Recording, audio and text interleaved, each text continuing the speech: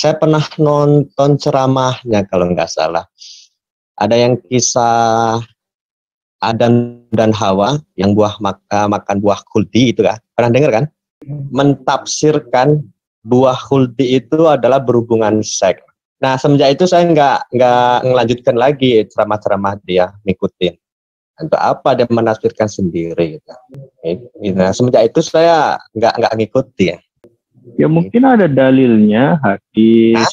Kalau Buya Syakur sampaikan itu kan mungkin Bapak sudah cross check belum? Ada, saya khawatir gini loh, dari tadi Bapak melabeli beliau itu seperti ini, tapi sepertinya tidak detail informasinya. Bapak itu, apakah Anda itu sudah mengecek dalilnya atau apa?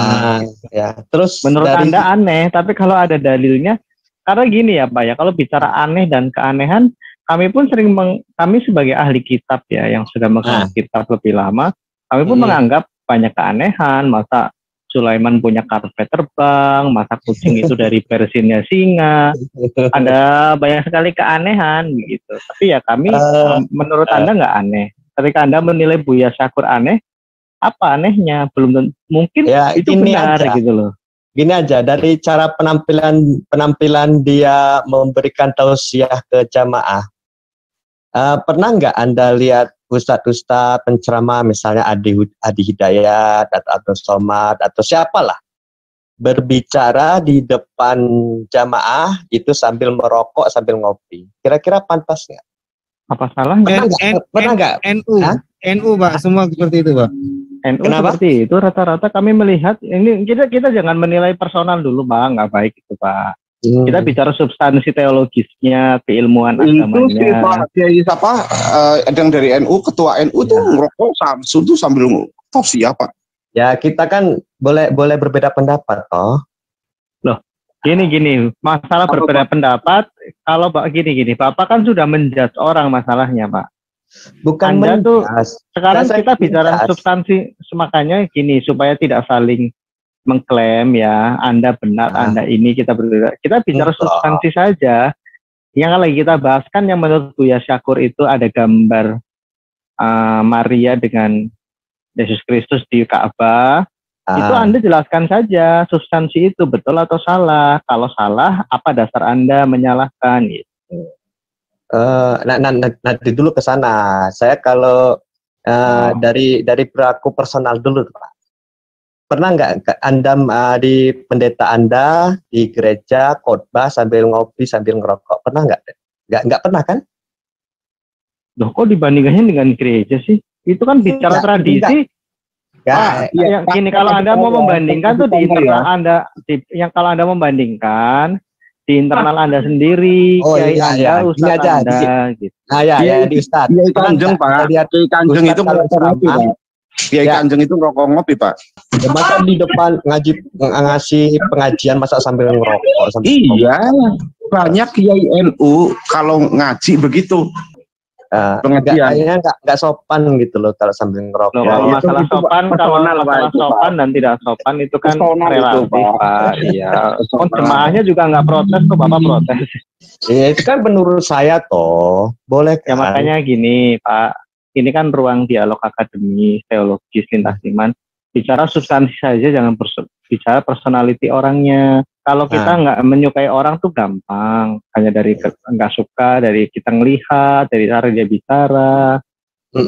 Tapi kita itu substansinya saja. Ini kan lagi bahas mengenai yang itu. Nah ini aja tinggal kita telusuri yang dia bawakan itu kitab dari mana itu. Saya juga belum ngikuti, saya belum nonton videonya full kok gitu. Ya. Menurut dari WA grup teman-teman aja. Oh gini. Ya, kalau sekiranya janggal, ya saya males ngikuti gitu loh. Ya, kalau bicara janggal dan tidak janggal kan tergantung dari cara Anda memandang. Coba mana videonya coba? Mana videonya? Tapi kita nggak bisa Pak, nanti kena copyright. Ya. Kan lagi rame itu Pak. Hah? Kan lagi rame memang kan, lagi viral. Lagi viral ya. Enggak, sebenarnya konteksnya Buya Syakur pun saya pikir bukan terus negatif kok. Memang dia bicara data bahwa ketika Nabi Anda ya, Nabi Muhammad itu di Mekah itu dia tidak menghancurkan berhala. Ketika ditemukan di dalam Ka'bah itu ada gambar Yesus Kristus dengan Maria, itu memang menurut Buya Syakur, Nabi Anda memerintahkan untuk jangan dihapus, dibuang gitu. Saya belum dapat. Dan konteksnya beliau Buya Syakur menjelaskan justru Nabi Anda itu sangat toleran terhadap Yahudi dan Nasrani gitu kan. Justru intoleransi itu terjadi ketika masa Abu Bakar itu. Nah itu dibantai, dihabisi. Kalau saya di video yang saya tangkap seperti itu ya, kalau salah ya silakan koreksi. Konteksnya positif sih untuk kacamata Islam ya positif. Cuma buat kami mengapresiasi karena kejujurannya menceritakan hal ini. Kenapa alergi sih dengan hal itu gitu? Kok maunya musuhin terus, memusuhin kalau yang lain responnya gimana tokoh-tokoh lain? Ini lagi kami cari tahu sih, selama ini sih nggak ada yang menentang ya. Oh gitu. Karena di dalam Ka'bah itu ada apa ya Pak ya? Bapak tahu, Bapak kan pernah ke sana tuh. Belum pernah, naik haji belum pernah kok. Oh iya, belum iya. pernah. Umur baru berapa saya? Baru 40-an. Belum naik haji. Berarti nanti kalau udah umur berapa Pak naik haji Pak? Insya Allah 20 tahun lagi. 60 karena tahun ya.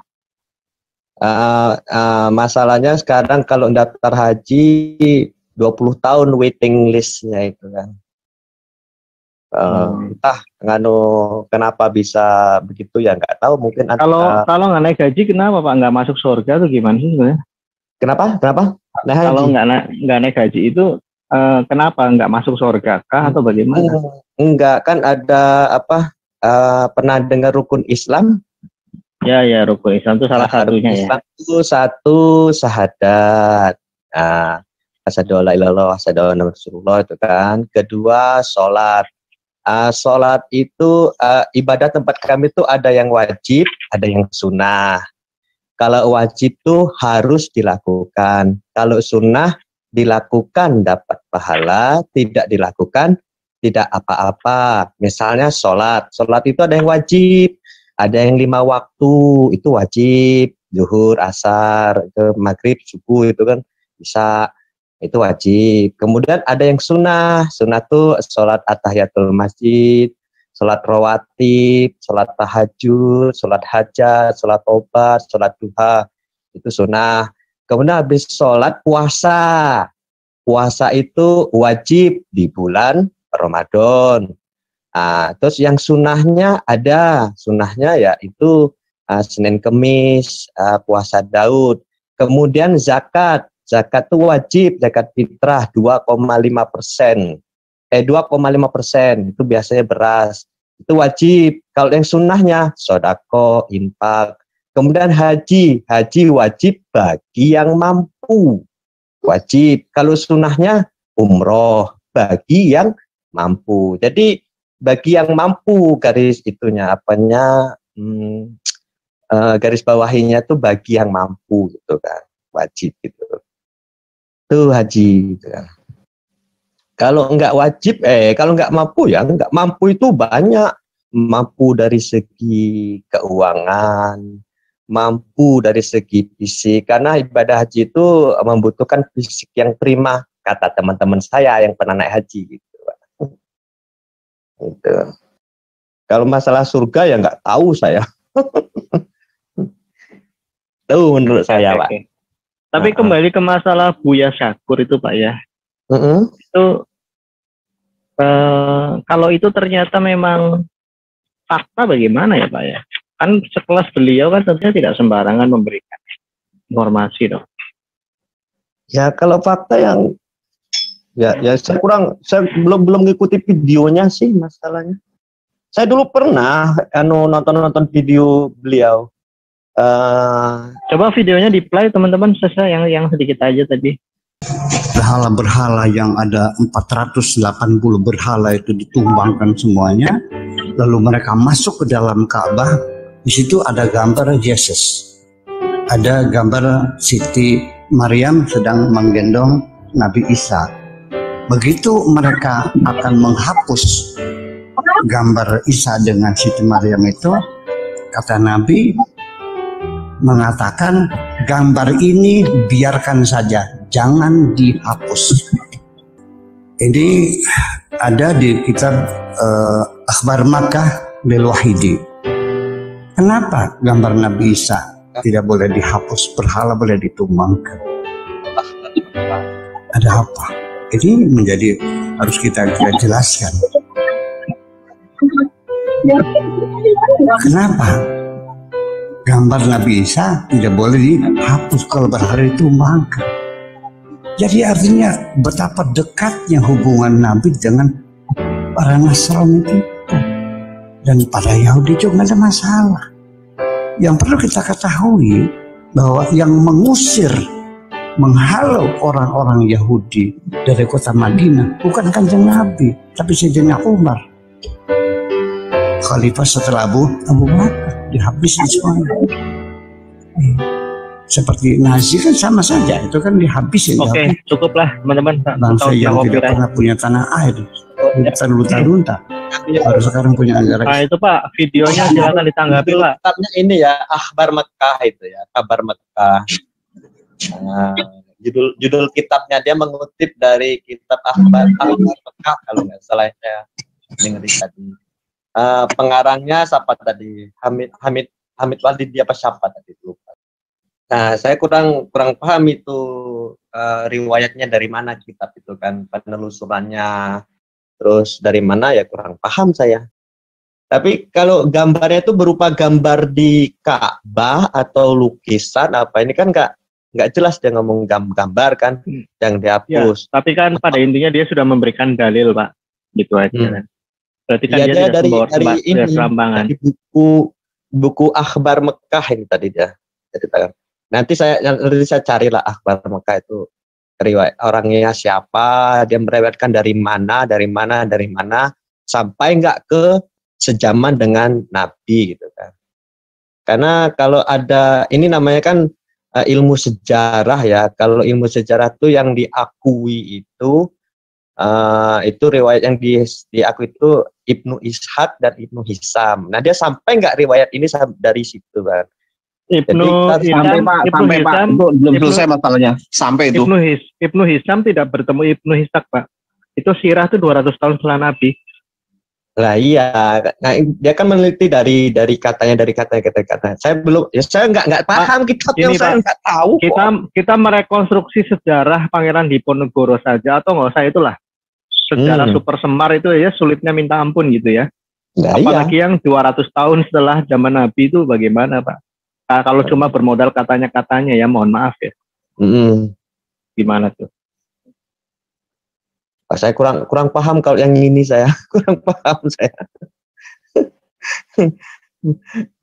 Saya lihat di sini pengen dengar cerita gitu. Kurang paham saya kalau ini. Kurang paham. Oh ya udahlah kita diskusi ringan saja teman-teman. Ayo kita diskusi nyantai ya. Oh saya nggak paham, yo gimana? Silakan teman-teman. Beliau diajak diskusi nih, mantep nih beliau nih.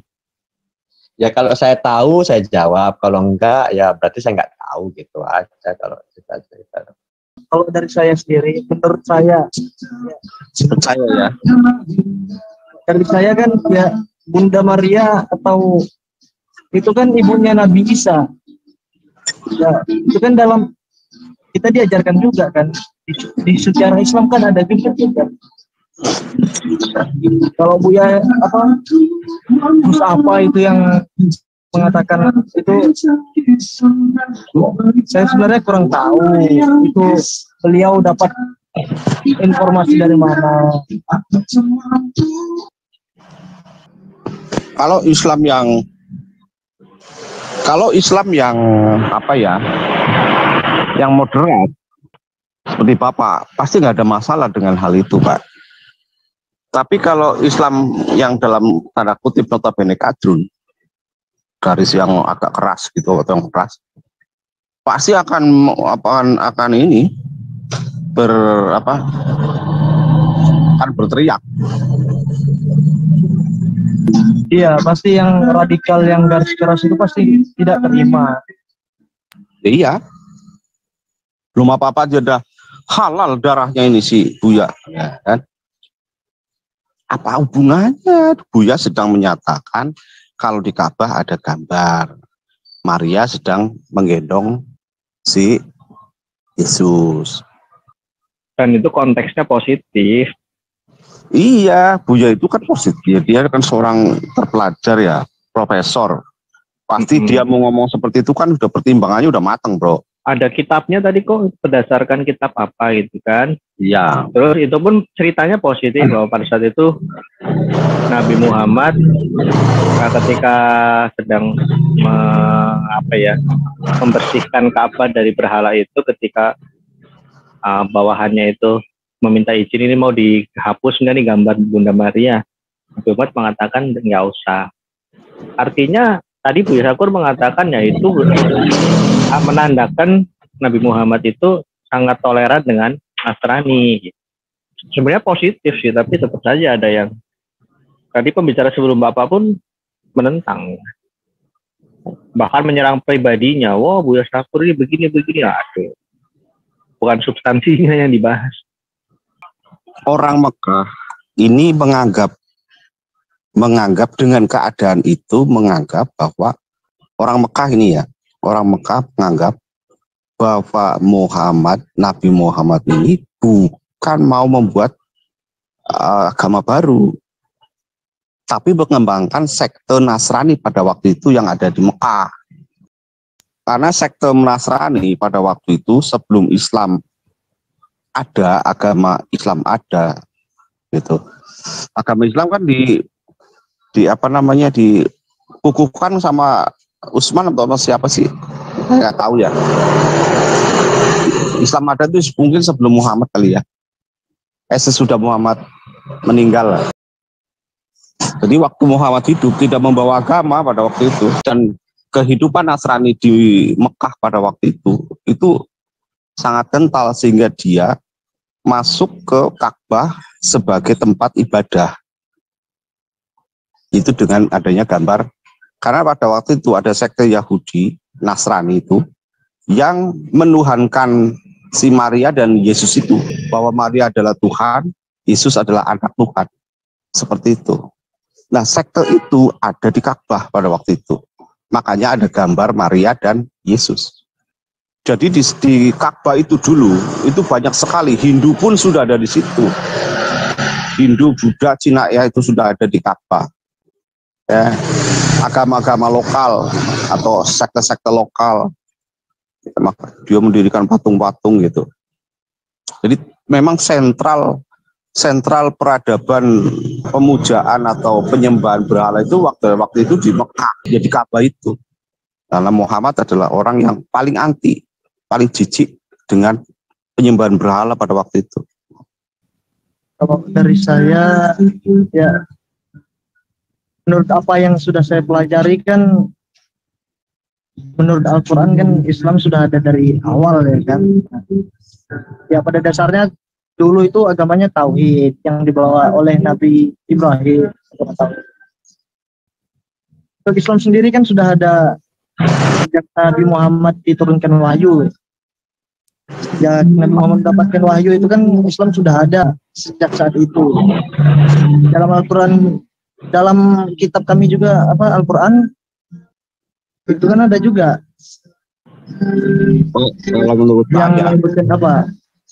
Kalau menurut saya, ya, zaman di luar Israel itu tidak ada agama, Pak. Tidak ada agama, Pak. Adanya orang beriman. Iya. Jadi tidak ada literasi agama, gitu loh. Tidak ada, Pak.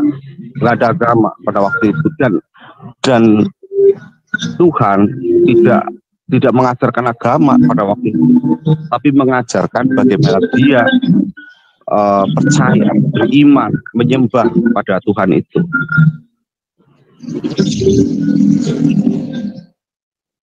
Nggak ada literasi itu, Pak. Adanya agama. Iya. Ya, sebelum gini, Pak, ya. Yahudi aja zaman itu dia tidak menyatakan dirinya agama, Pak. Yang menyatakan Yahudi agama itu kan orang Muslim pada waktu itu, orang Islam yang itu Quran menyatakan itu, tetapi di Yahudinya sendiri dia bukan agama. Kalau saya sendiri Yahudi itu satu-satunya di bumi ini agama itu agama Islam itu setelah Muhammad itu. Setelah Muhammad meninggal baru ada agama Islam, Pak. Jadi ketika Muhammad masih hidup belum ada agama Islam, Pak. Agama Islam itu muncul setelah Muhammad meninggal, itu baru ada agama Islam. ya. Tapi kan menurut apa yang saya pelajari dan juga sudah tertuliskan di dalam Al-Quran kan, agama yang diridhoi kan Islam. Ada Pak ayatnya Pak Quran, Pak. Ada ayatnya Itu di Al-Baqarah itu kalau nggak salah. Al-Baqarah berapa ya, Pak? Dalam Al-Baqarah kan ada inna dina indallahil Islam. Itu di Al-Quran. Ya, Al-Baqarah berapa, Pak? Biar dibuka aja. Jadi kalau memang ada kan ya nggak apa-apa. Itu kan kepercayaan Bapak ya. Saya juga nggak memaksakan gitu, Pak. Itu kan hanya Ali Imran ayat 19 itu. Sesungguhnya agama yang diridhoi di sisi Allah hanyalah Islam. Nah, ini siapa, Pak, yang membuat agama ini, Pak? Apakah Allah juga menyatakan, Pak? Di mana ayatnya, Pak? Gimana maksudnya, Pak? Ya, maksudnya ada nggak literasi bahwa Allah mendirikan agama Islam? Ini kan langsung aja sesungguhnya agama yang diridhoi. Nah, ini maksudnya kan menjelaskan. Nah, maksudnya Allah sendiri yang mendirikan agama Islam. Gimana Pak literasinya? Oh, dari sini saya takutnya salah tafsir, tapi menurut saya Allah itu kan memberi sesuatu, bukan agama, keyakinan untuk orang agar selamat di dunia. Islam itu kan artinya selamat. Iya, maksudnya kan katanya Islam agama Allah katanya, ya makanya yang diridhoi. Makanya gini, Islam itu dibuat, agama itu dibuat manusia atau didirikan atau di Allah sendiri yang membuat agama Islam. Nah, kalau memang ada Allah itu yang mendirikan agama Islam, pertanyaan saya di mana literasinya seperti itu? Kalau mengikuti literasi saya sebenarnya kurang tahu. Saya hanya meyakini untuk saya sendiri. Saya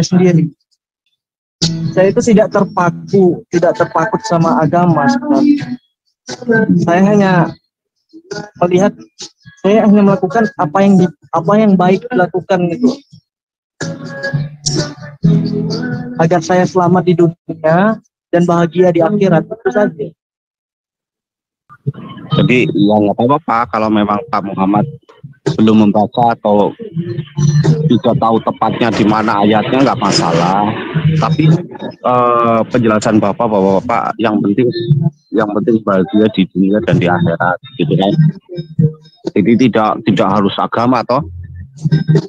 Ya, tidak harus agama sebenarnya. Pak Niko selamat malam Pak. Mas Niko, dengar nggak itu ya. Buya Sakur? Ya, siapa? Buya Sakur kan mengatakan kalau di Ka'bah itu ada gambar Maria dan Isa. Ya, sampai di mana? Tahu nggak? Udah Maria sedang anaknya toh, Pak. Ya itu saya lihat toh Pak, beritanya di YouTube ada, Pak. Oh, tapi maksudnya secara literasi sampean nggak ngerti ya, nggak ruh ya? Tapi sih menurut saya memang itu kata orang tua sih ada, Pak. Maksudnya kata orang tua saya memang di dalamnya itu ada fotonya, cuman itu tidak disiarkan secara umum di media, Pak. Karena banyak orang yang pulang dari haji karena melihat gambar itu jadi Kristen itu loh, maksudnya asalnya gitu. Oh, maksudnya gitu, Pak. Iya. Begini kan, kalau ada di situ gambar Isa dan Maria, gambar itu sama dengan apa yang menjadi ciri khas gereja, maka ada beberapa kemungkinan jangan-jangan dulu Islam ini adalah, ini jangan-jangan ya, adalah salah satu sekte Kristen. Iya, mungkin betul. ini perlu, iya itu. Karena kan gini kan, sekte Nasrani iya, sekte Nasrani itu. yang menuhankan si Maria Tuhan dan anaknya Yesus. Berarti bisa ya nanti kalau mau dicari jejak sejarahnya, berarti masih ini bisa dikaitkan dengan Waraka bin Naufal yang pernah kita bahas itu kan. Jadi sekarang ini kalau mau menggali sejarahnya, maka sebenarnya harus ditemukan ya sama orang saudara kita Muslim ini, siapa Waraka bin Naufal yang menulis kitab Injil itu. Karena Waraka beribadahnya ya di Ka'bah itu bareng-bareng para pemilik berhala. Dan ada kuncinya lagi lah. Di dalam Ka'bah, kenapa ada 3 tiang? Apa maksud 3 tiang itu? Kita kan bertanya-tanya, ada apa ada 3 tiang dalam Ka'bah? Baru balik lagi. Oh iya, ada 3 tiang ya. Ya itu saudara kita Muslim lah yang harus menjawab itu. Cuma ya kita bertanya. Iya. Itu kebetulan ada tiangnya 3 bangunan.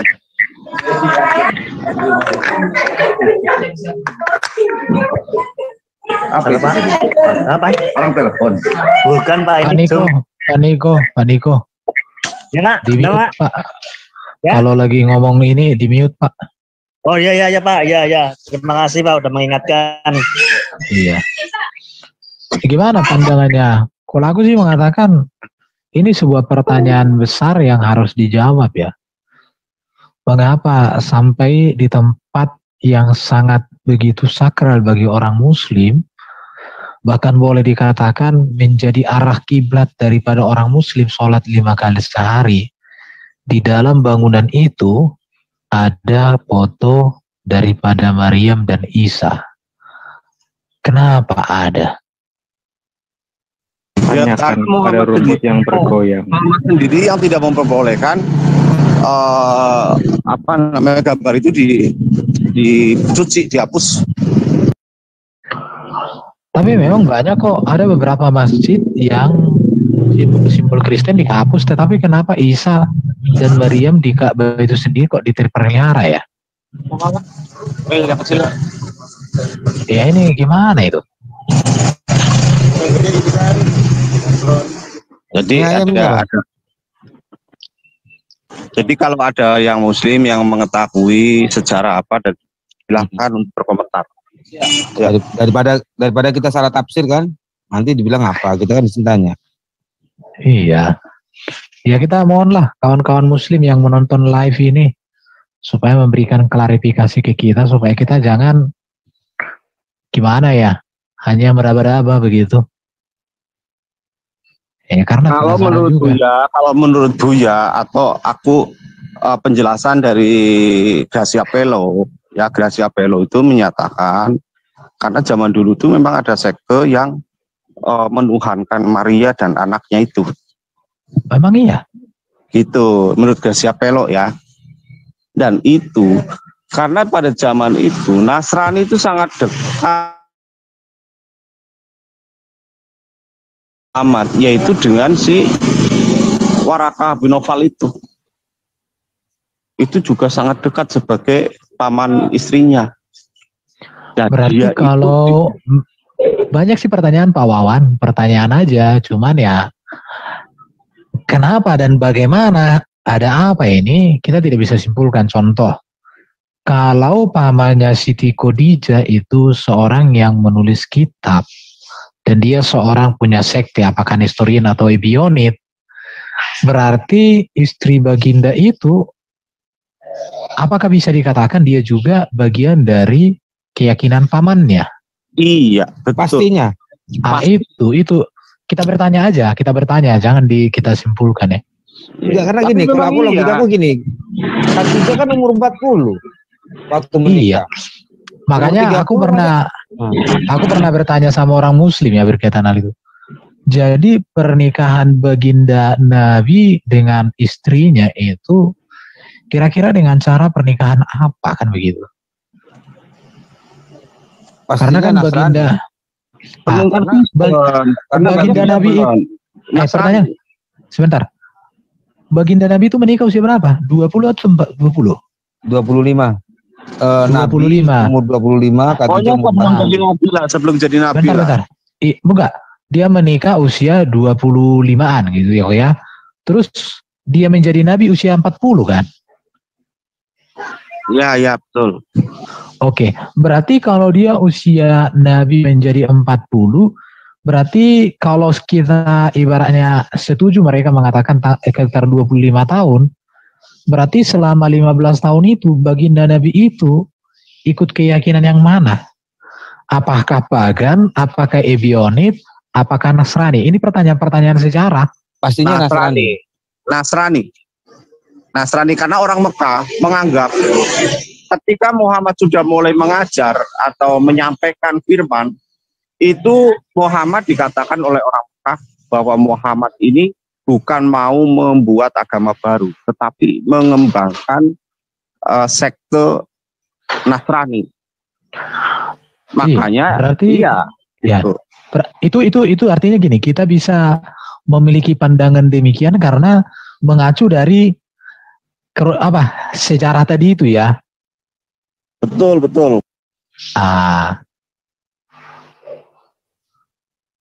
Apa ada hadisnya, Bro? Ya ini kita bertanya, kalau ada orang muslim yang mau menjelaskan ya kita terima. Bukan, maksudnya soal hadis yang gambar itu. Iya, Buya Sakur yang ngomong, itu viral kan? Betul sekali, Bro. Ini ada nih. Ada hadisnya. Share lah bro, share. Oh, itu ada hadisnya.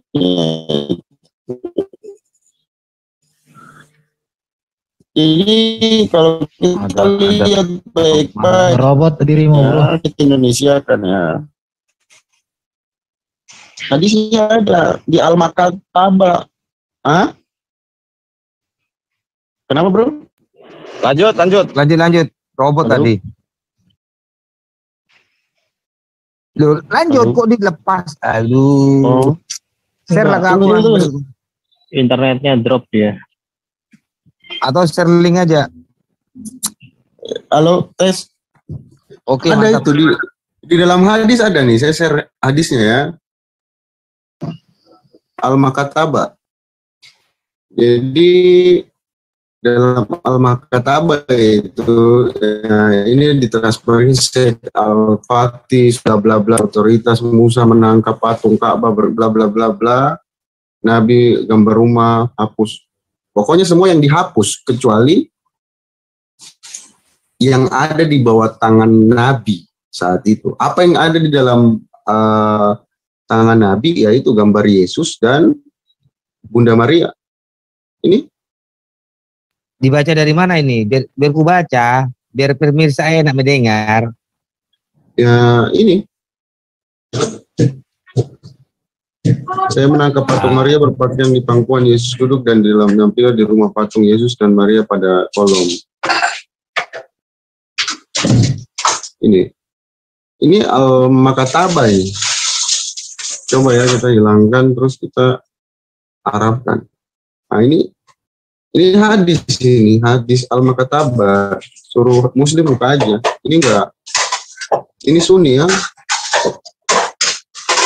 Bukti 31.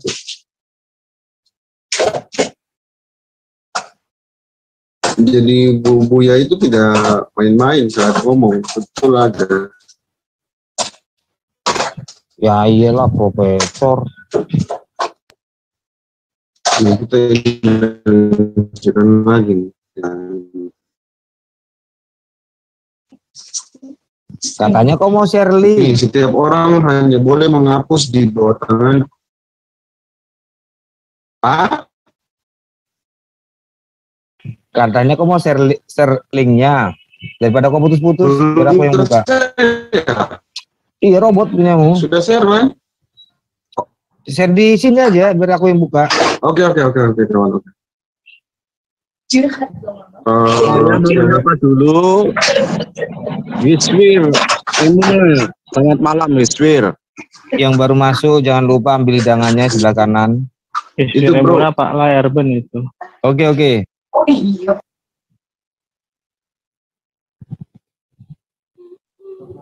Ayo, Mas PM, teman tapi mesra.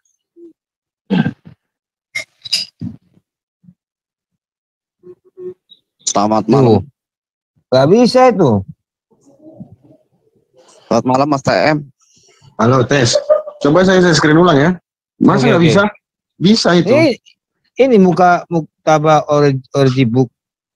Iya. Ya, ada yang kehapus mungkin. Coba saya share. Oke. Sudah baik ya suara saya, bro? Mantap. Oke. Udah di share screen belum? Udah dilihat ya? Sudah, nampak hijau. Cuma hijau doang? Oh, ini sudah ada tulisan. Jadi ini ya. Jadi yang boleh dihapus itu yang bukan di bawah tangannya Muhammad. Saat itu Muhammad memegang gambarnya Yesus dan Bunda Maria. Jadi tidak boleh bacakan. Tunggu ya, tunggu. Ini dari atas. Jadi pakai logat Batak ya, biar enak dengarnya. Dan sama nilai Erben.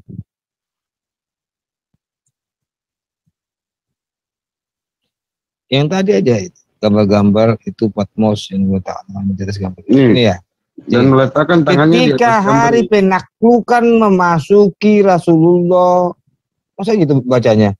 Ketika hari penaklukan ya, memasuki Rasulullah SAW ke rumah, itu memesan gaun VPL Air, api menjadi bacanya. Iya, karena ini di Indonesia kan kalau kita ke Arab, ini dan Arab memerintahkan gambar-gambar itu Patmos. Hilang udah nggak ada Patmos, udah di Patmos tadi. Masih hilang ya, bro? Bahasa Arab nggak bisa aku baca ini, Bu. Oh. Aku baca ini. Dan meletakkan tangannya di atas gambar Yesus dan ibunya, berkata, setiap orang hanya boleh menghapus apa yang ada di bawah tanganku. Jadi dia tidak boleh menghapus gambar Yesus dan Bunda Maria karena dia melindungi itu Muhammad. Gambar berhala yang lain silakan dihapus atau diapa. Ketika dia memasuki Ka'bah itu, saat dia datang dengan 10.000 pasukan Muslim tuh, terus dia nanti di bawah ada itu. Rumah ini Ka'bah ya. Rumah ini Ka'bah. Ya, saya menangkap patung Maria berpakaian di pangkuannya. Yesus duduk, ada 6 pilar, nih 6 pilar di Ka'bah, dan patung Yesus dan Maria berada di kolom yang di sebelah pintu. Jadi saya berkata kepada Atta, kapan dia mati? Dia berkata itu di api di masa Ibnu Uzair. Aku era tertinggi Rasulullah, semoga Tuhan memberkatinya. Dia berkata saya tidak tahu dan saya pikir ada dalam perjanjiannya.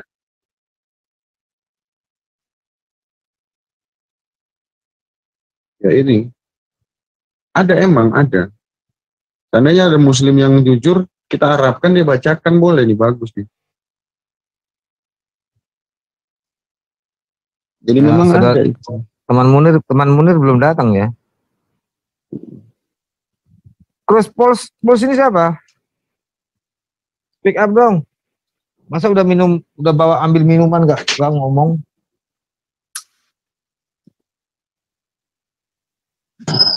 Gimana? Ayo Mas TM close Pols. Mas TM bunyi mas. Bicara mas. TM gak ngomong, gua yang nendang. Gak apa-apa deh, rugi minuman daripada gak ngomong. Ada dua. Ya. Saya tendang satu ya. Siapa ini? Gak tahu, suruh bicara, udah ngambil minuman, gak mau ngomong. Siapa? Lagi minuman? Si TM. Ah, gue tendang satu tuh TM. Tinggal satu Peringatan. lagi. Bicara aja, speak up. Jadi TM ini kan teman, tapi apa ini? Teman mesra. Gimana tadi? Mana swasta? Joker? Enggak, udah dia, ini ada TM-nya udah buka mic tapi diem. Oh. Kok bisa masuk 2 device dia? Ya mungkin masuk. Mungkin yang satu pakai itu laptop kali.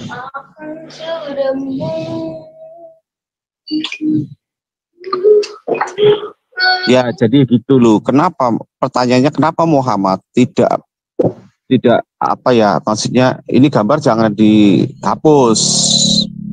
Pertanyaannya kan itu, kenapa ini nggak boleh dihapus? Kalau memang Muhammad itu tidak ada hubungan yang sangat dekat atau hubungan secara kerohanian dengan gambar itu, pasti langsung suruh dihapus. Karena itu, iyalah, itu. Karena pada waktu penyerbuan itu Muhammad belum jadi nabi kali ya. Apakah bisa dijadikan itu alasan, katanya toleransi? Kalau saya bukan toleransi lah, kalau saya bilang. Kalau toleransi itu ya di luar, bukan di dalam lah. Toleransi itu di luar, Pak. Bukan di dalam tempat penyembahan. Nah, ini Ka'bah ini kan mau jadi tempat penyembahan orang, atau apa ya, katakanlah rumah penyembahan orang Islam kepada Allahnya. Pusat kiblat ya. Iya. Begitu, Pak. Sebenarnya berita tentang itu sudah tersiar lama di persnya Arab, bro. Ini saya buka ini ya, korannya Arab ya. Mereka maaf ya, tadi saya keluar dulu. Ini Hawiyah Press ya. Apakah Nabi, semoga Tuhan memberkati dia dan memberinya kedamaian, menjaga citra Maria dan Yesus ketika dia memasuki Mekah. Mereka sudah bahas ini, cuma di Indonesia saja. Itu maksudnya Maria dan Yesus memasuk ke Mekah, maksudnya apa itu? Ketika Nabi Muhammad memasuki Mekah.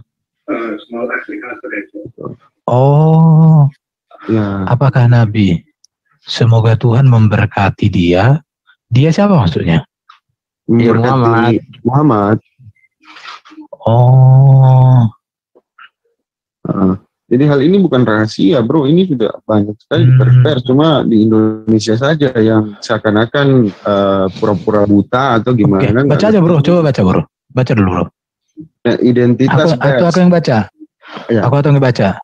Segala puji bagi Allah yang menilai dengan hikmahnya apa yang diciptakannya dan dibangunnya, dan mendekatkan ciptaannya dengan rahmat dan kebaikannya, dan mensyukuri nikmat ciptaannya. Loh, kok hilang? Tunggu. Halo. Tunggu. Kerjaan kau ini. Gigi nanti apa? Tunggu, bro. Itu yang mana tadi ya? Itu yang Arabia itu. Pers. Yang ini ya. Yang ini ya, bro. Tanganmu jangan otak-atik aja tuh. Oke. Aku gigit nanti. Itu tuh, udah. Segala puji bagi Allah yang menilai dengan hikmahnya apa yang diciptakannya dan dibangunnya, dan mendekatkan ciptaannya dengan rahmat dan kebaikannya, dan mensyukuri nikmat ciptanya sebagai harga, dan memerintahkan kita untuk mengabdi kepadanya bukan karena kebutuhannya, tetapi bagi kita. Ia mengampuni dosa bagi orang yang zalim dan memberi pahala, dan pahala melimpah bagi mereka yang berbuat baik. Dia menunjukkan tujuannya, jalan dan hukum kita, dan dia menganugerahkan kepada hambanya sumber kekayaan yang besar. Dia membalas Khomidia dengan yang paling nikmat dari apa yang dia tuai.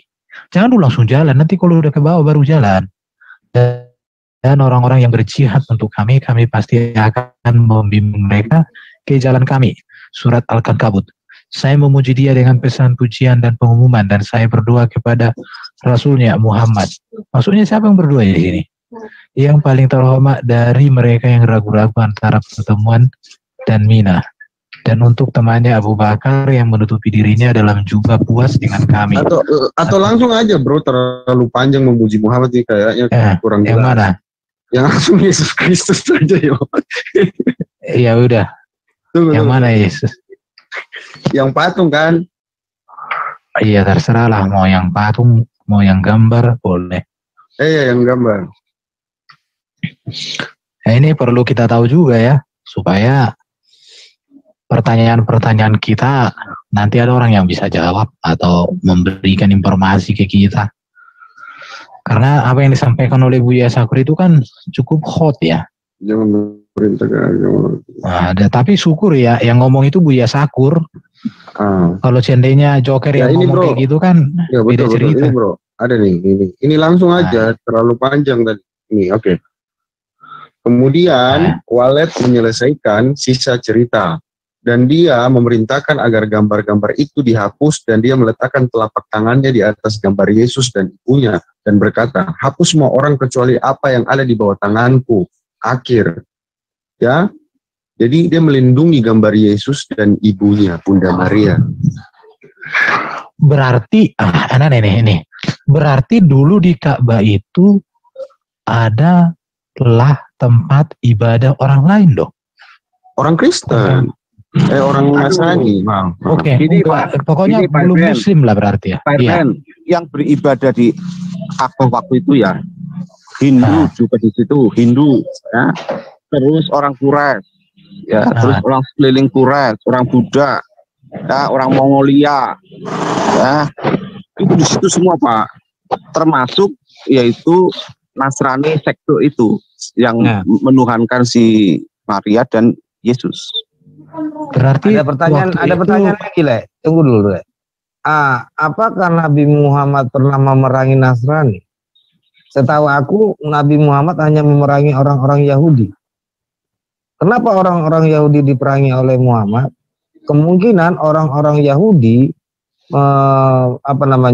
menista atau mengecilkan orang-orang Nasrani.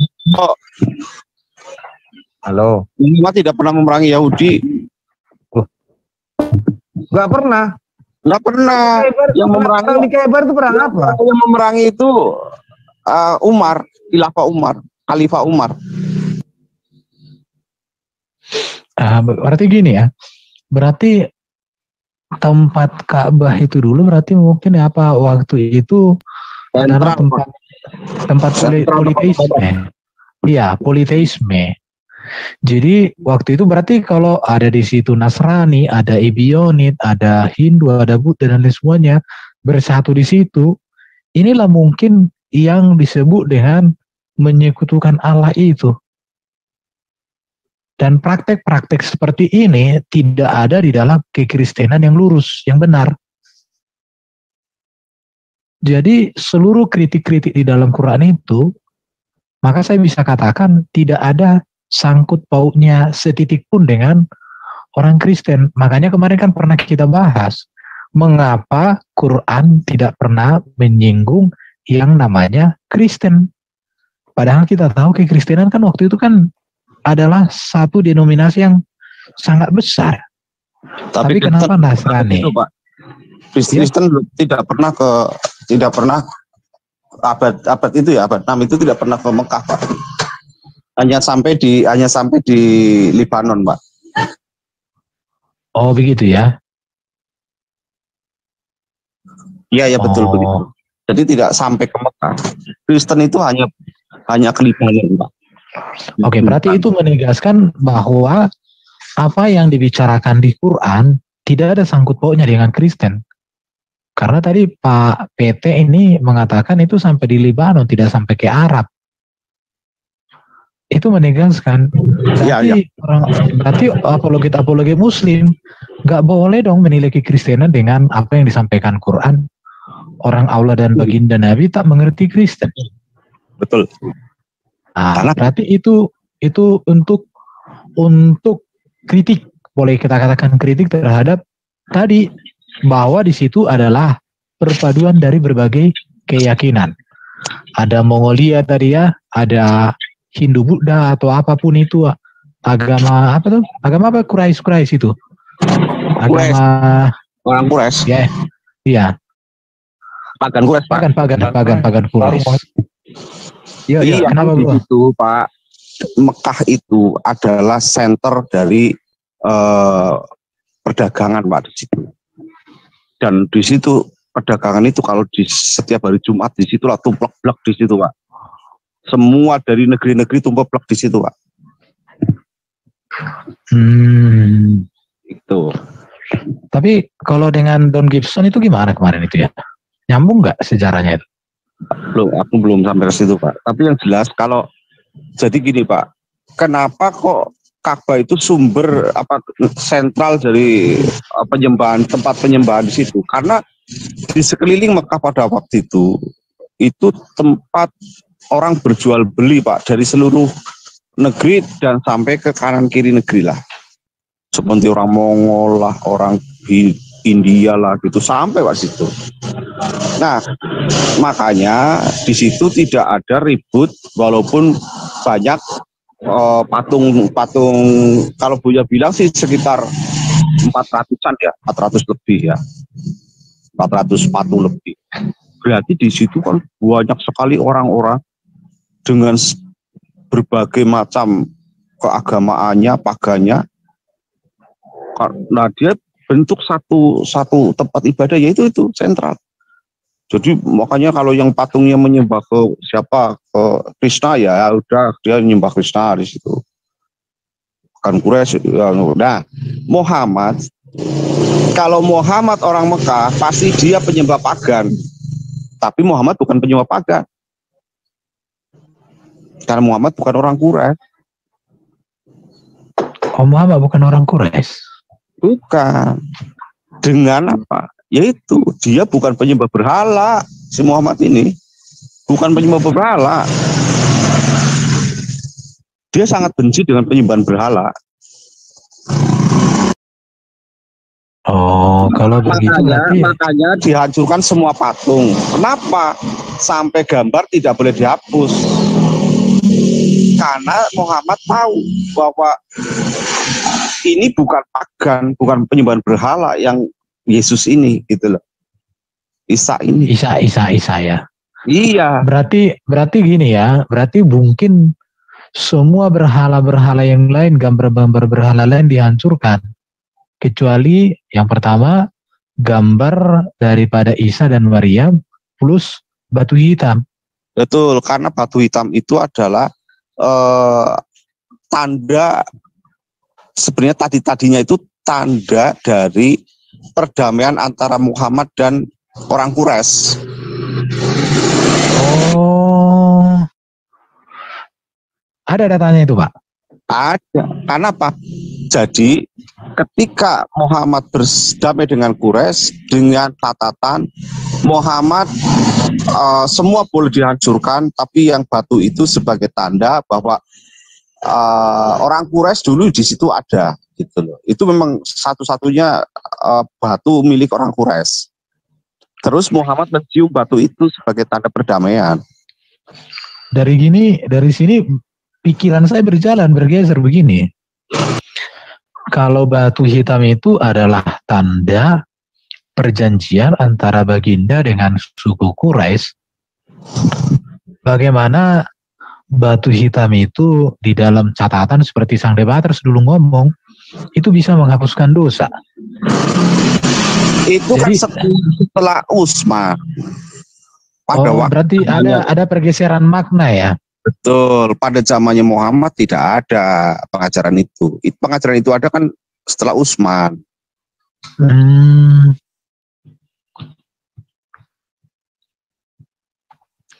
Ya Utsman inilah yang harus ditanya sebenarnya, karena iya, Quran pun kan banyak berubah di dia kan. Bukan berubah lagi buat. Betul sekali.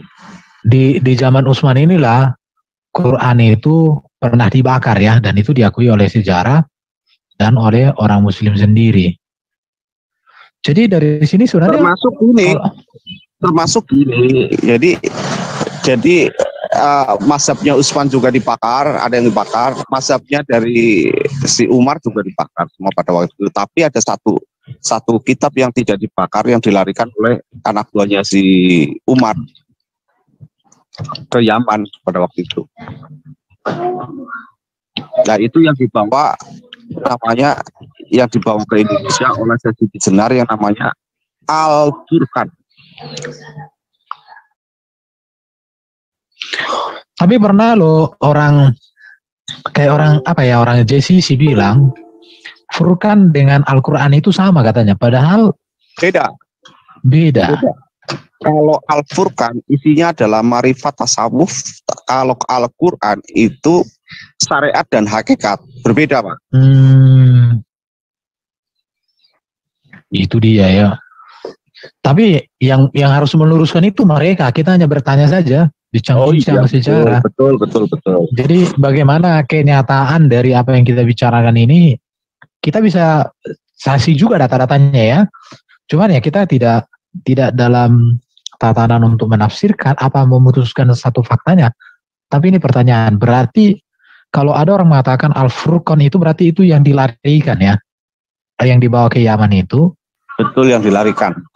Dan itulah yang disebut oleh siapa itu kemarin itu Pak? Siapa itu yang viral kemarin itu? Pak Slamet Riyadi.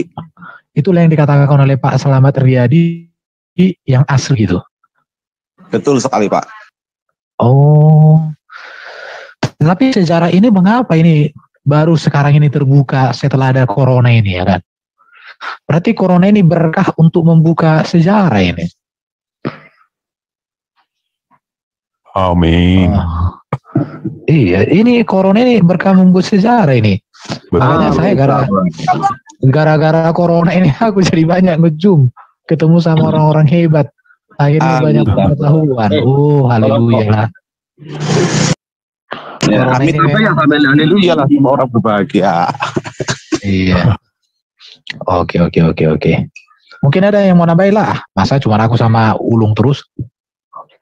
Boleh nggak nih? Itu kalau yang ditunjukin sama Jasmine itu apa itu yang beberapa versi Quran itu? Yang pernah ditunjukin itu yang di YouTube-nya Jasmine. Inilah menjadi pertanyaan lagi Pak Cirli. Ya. Jadi kita masih bicara Utsman. Waktu itu ada satu dilarikan anak buahnya Utsman dibawa ke Yaman. Itulah yang disebut Al-Furqan. Ya, aku dengar juga. Sekarang ditemukan oleh Jasmine ada 37 versi dalam bahasa Arab. Iya, betul. Kenapa demikian? Nah, itu yang kita harus tanyakan sebenarnya. Iya, mengapa demikian itu aja dulu. Karena kemudian pada waktu itu kan sudah sempat menyebar. Al-Furqan itu sudah menyebar sampai ke Ethiopia. Berupa makanya ditarik semua karena mau dijadikan mazhabnya Utsman yang sudah ditulis ulang sama Sa'id bin Sabit gitu loh Pak. Aku pernah baca buku ya, justru naskah Quran yang paling tua itu tadi yang di Ethiopia itu katanya. Iyalah, nah, itu yang tidak sempat ditarik, yang tidak sempat ditarik untuk dibakar itu yang di Ethiopia itu Pak. Iya, di Ethiopia katanya. Aku pernah baca bukunya. Cuma buku itu aku cari-cari nggak dapet ya Pak. Tinggal di markasku yang lama kali. Tapi kalau kita seandainya temukan pun orang-orang pasti bilang apa buktinya kalau itu benar Quran. Ya, karena gini, makanya kan di Indonesia ini kan ya gimana lah saya bilang ya, saya agak riskan juga mengungkapkan isi hatiku ini, isi pikiranku lah. Karena kan selama ini banyak saudara-saudara kita muslim kan dalam berimannya boleh dikatakan bisa membaca, mungkin banyak menghafal, tapi pengertiannya itu bagaimana ya urusan mereka lah itu. Itu menjadi kendala. Memang mereka suka membaca, makan tiap hari mereka mengaji dan lain sebagainya.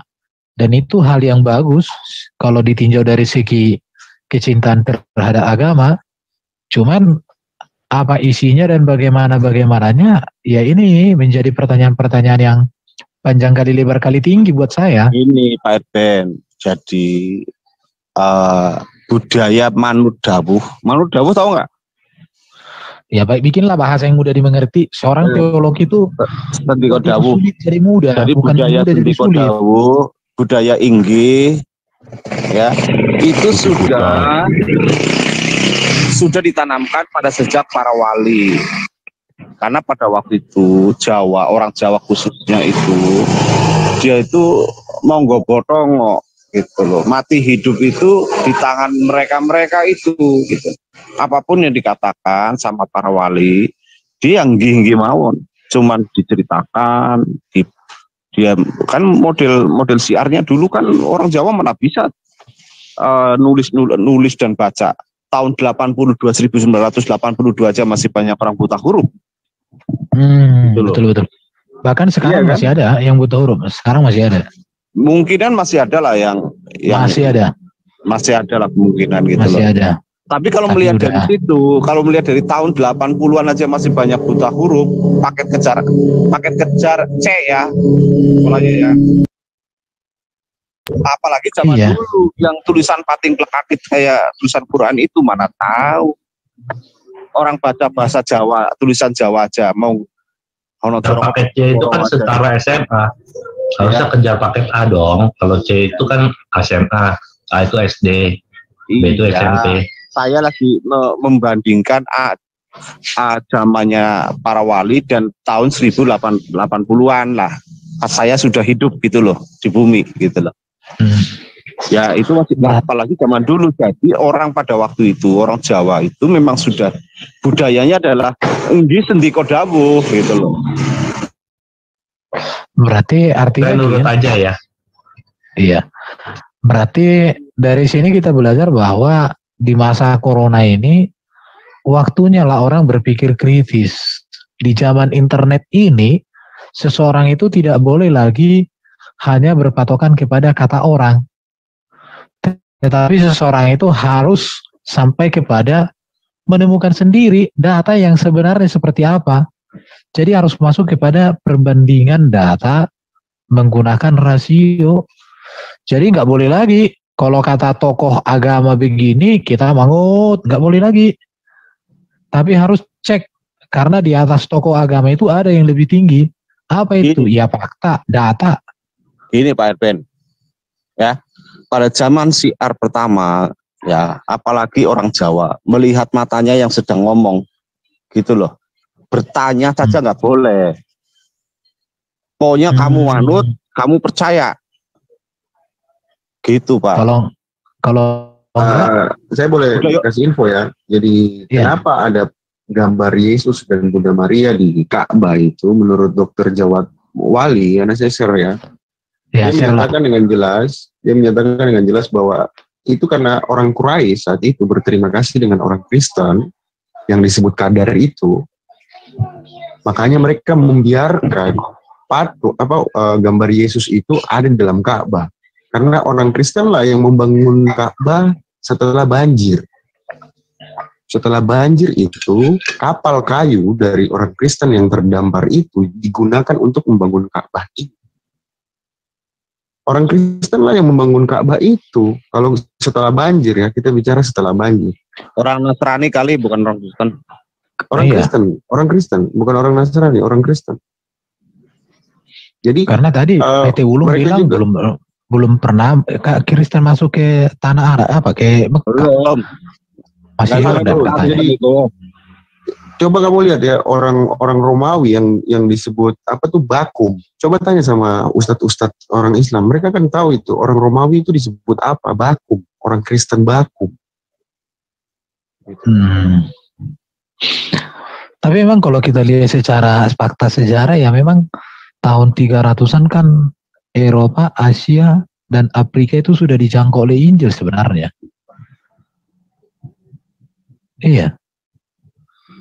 Bahkan patung Ibrahim dan Ismail pun Muhammad hancurkan loh. Patungnya Ibrahim dan Ismail. Ada, datanya mana bro? Hah? Datanya ada? Datanya ada, tapi Ya ini hanya tulisan-tulisan biasa dari dari tabloid Huras gitu loh. Jadi ya nggak apa-apa lah, tunjukkan aja lah. Oke. Supaya nanti dibilang ini Joker ini ngomong aja ini. Ingat ya, orang Kristen yang dia mau berjalan jauh itu adalah misionaris ya. Kalau orang misionaris sampai ke Mekah, mulutnya pasti gatal kalau tidak menginjil. Itu Pak. Tapi apa yang dilihat, yang sekarang kita lihat, isi Quran bukan teologi Kristen, tapi teologi Nasrani gitu loh. Oh, jadi kritik Quran itu memang itu ya, saya masih bertanya sampai sekarang. Mengapa tidak ada kata Kristen? Tapi Nasrani sama Sabiin dan Yahudi. Iya, kalau nggak ada literasi Kristen ya Kris apa kayak ya ada Krisnya lah gitu loh. Dari kata Kristos. Kalau nggak ada Krisnya ya ten gitulah. Iya. Oke, ini Pak Tem Cross Pulse. Boleh. Mau sampaikan apa Pak?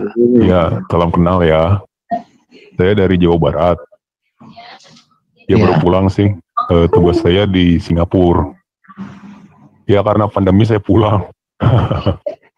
Sama juga di sana. Lebih parah. Ini Bapak ini kayak pakai suara robot ini Bapak ini. Iya, saya sudah berumur ya. Jadi biar lebih jelas pakai ini aja efek. Oh, gitu. Biar kelihatan muda lah, terdengar muda. KTM Muslim atau Kristen Pak? Saya Kristen. Oh ya. Jawa Baratnya mana Pak? Jawa Baratnya Bandung? Iya, berhubung untuk keamanan, ya sekitar situlah Pak. Ya, skip aja Pak. Oke Pak, boleh Pak kita. Saya punya datanya. Mantap. Boleh tampilkan Pak, bentangkan. Boleh. Bapak share tapi bahasanya bahasa yang lembut Pak ya. Ini bahasa Inggris bro. Iya. Kalau dari bahasa aku udah yakin lembut. Dari intonasi nada suaranya. Lanjut Pak. Maksud aku ini jangan nanti kena undang-undang ITE. Betul. Ya. Nah itu aja. Saya dulu penerjemahnya CP ya. Oh. Bahasa Indonesia. Oke. Coba share datanya Pak. Share. Ya ini kalau ada data kayak gini ya kita bertanya aja mengapa demikian. Nanti ntar lagi domba nyanyikan lagu ini. Mengapa tiada maaf dari Ya puji Tuhan saya sih banyak ya dokumen-dokumen bahasa Inggris soal. Boleh Pak di share aja nanti linknya Pak. Tadinya ya pengen tahu sejarah Islam. Tapi terbentur ya di masa jahiliyah kan nggak boleh. Ya udah saya cari sejarah Kristen. Ya ternyata ya ketemu ya. Ada yang juga nyinggung-nyinggung Islam. Nah ini filenya udah kelihatan belum? Belum Pak, belum. Masih proses. Masih loading. Iya nih, agak lelet internetnya. Kasih ke orang lain aja Pak, linknya Pak. Di link Pak, kalau di link biar di link. Aduh ini udah saya download ya. Saya mau terjemahkan sebenarnya ke bahasa Indonesia. Boleh, Pak. Lanjut. Terjemahkan Pak. Silakan lanjut aja Pak. Nah ini nama dokumennya sebenarnya sih esai. Salah satu isinya itu hasil penelitian tentang sejarah Islam. Ini esainya untuk G.W. Thatcher, guru besar Semitik di Universitas Sydney. Namanya sendiri, nama dokumennya ini hutang Islam kepada Kristen Syria monofisit.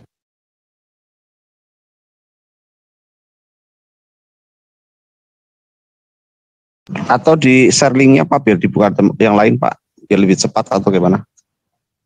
Oh iya, sebentar ya. Domba kecil, siap-siap lo. Siapa apa?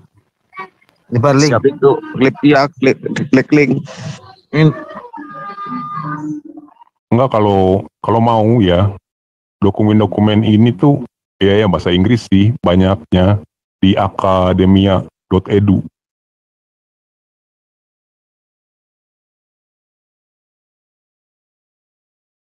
Apa nama dokumennya? Saya punya akun akademia. Ya, tinggal. Pak, kirim Pak, kirim ke Pak Edo boleh Pak. Enggak, anunya aja biar dibuka sama si Edo. Atau filenya aja ya. Judulnya biar dilihat. Nama dokumennya aja. Saya punya akun akademia. Itu Pak, nama dokumen Pak. Ini nih namanya apa? Depth of Islam to Syrian Christian Monophysite.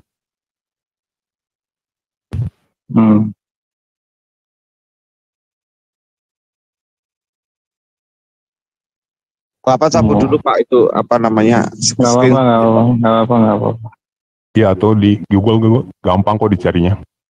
Ya, ini saya lagi cari. Ya.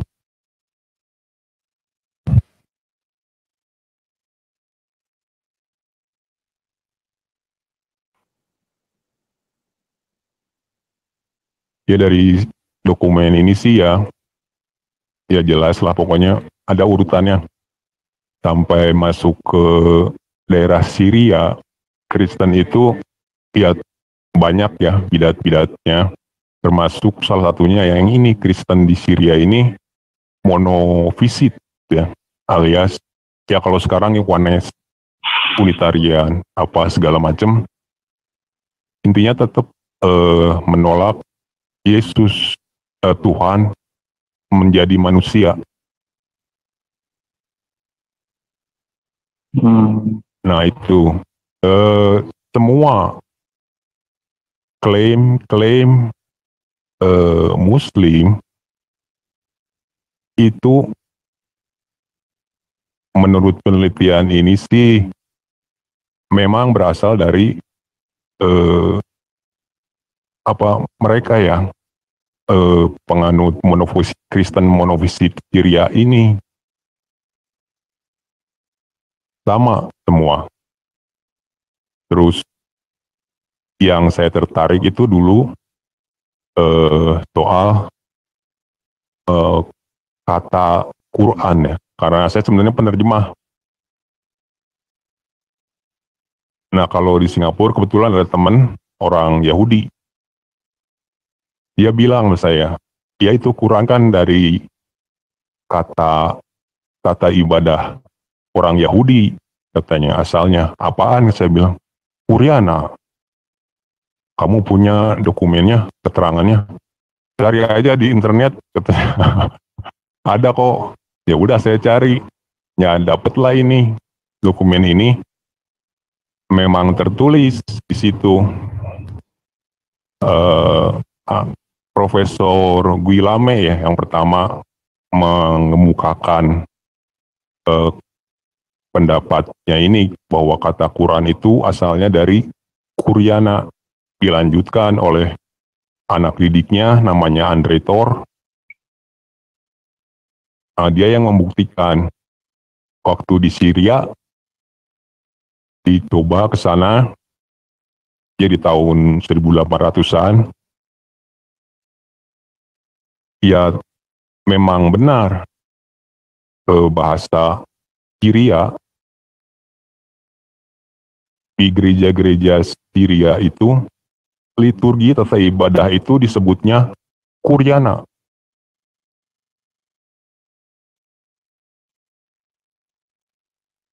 Dan menurut sejarahnya gereja-gereja di Syria itu terletaknya di sepanjang jalur perdagangan. Sehingga orang-orang di sekitar itu terbiasa mendengar biarawan monofisit itu berdoa, membaca Alkitab, memuji Tuhan setiap hari. Nah, kalau jadi bentuk Qur'annya, saya tahu dari teman saya yang di Singapura ini ya, sekarang dia udah di Inggris, orang Yahudi ini, udah jadi rabi sekarang di Inggris. Dia juga penelitian soal ini. Nah, dia sih, ya, kalau di YouTube namanya Red Judaism, Joe namanya. Nah, dia baca semuanya, dimasukin ke YouTube-nya. Jadi ada salah satu khalifah ya. Nah, khalifah ini dari kalau nggak salah sih Umayyah. Itu orang Yahudi, Farisi. Gelarnya Umar. Pemimpin itu semua pemimpin Umar gelarnya.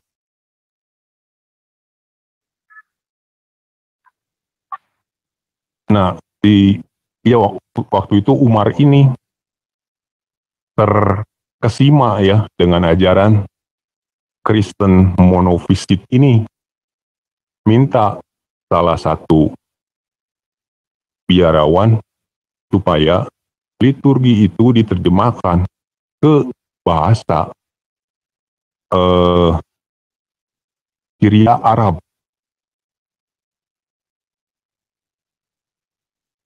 Nah, si biarawan ini namanya Gabriel.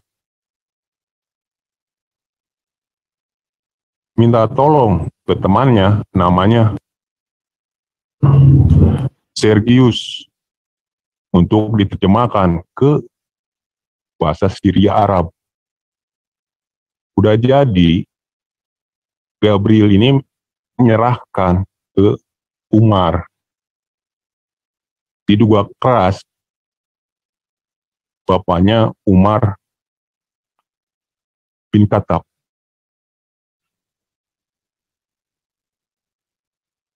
Karena senang, biara di sepanjang Syria itu akhirnya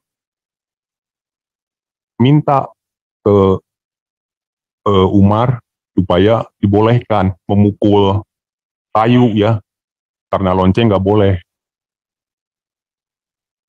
Terus boleh nyanyi di jalan-jalan. Dikasih sama Umar.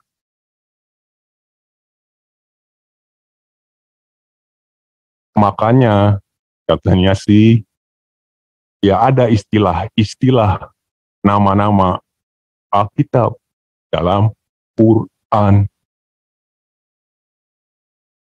Sesuai berjalannya waktu, dimodifikasi sama dua khalifah, Umayyah dan terutama Abbasid. Seperti itu. Dan dulu di abad 5, 6 itu belum ada Mekah. Kalau di J. Smith kan bahkan di abad 8 pun belum ada Mekah. Ada di petanya J. Smith. Ya itu yang saya dapatkan sih terutama. Ada satu lagi namanya ini, apalagi bahasa ya. Saya kan penerjemah, saya lebih tertarik ke masalah bahasa. Ada namanya Profesor Gunter Luling. Ada juga di akademia.edu itu, Gunter Luling. Sebelum Dan Brubaker, ternyata seabad yang lalu, Gunter Luling itu udah meneliti soal bahasa di Quran itu. Udah berapa kali di Quran itu ditimpa, dipotong. Gunter Luling itu tahu. Udah dibikin, diterbitkan di akademia.edu.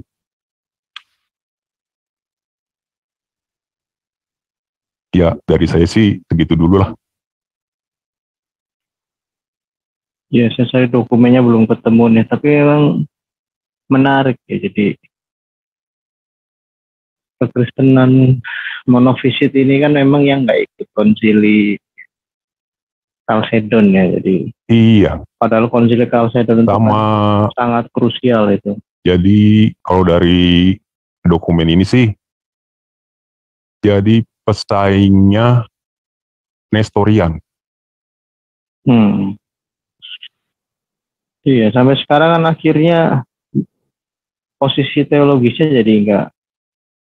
Karena begini ya, tentang keilahian Yesus Kristus ini kan sampai saat ini pun menjadi pertentangan ya.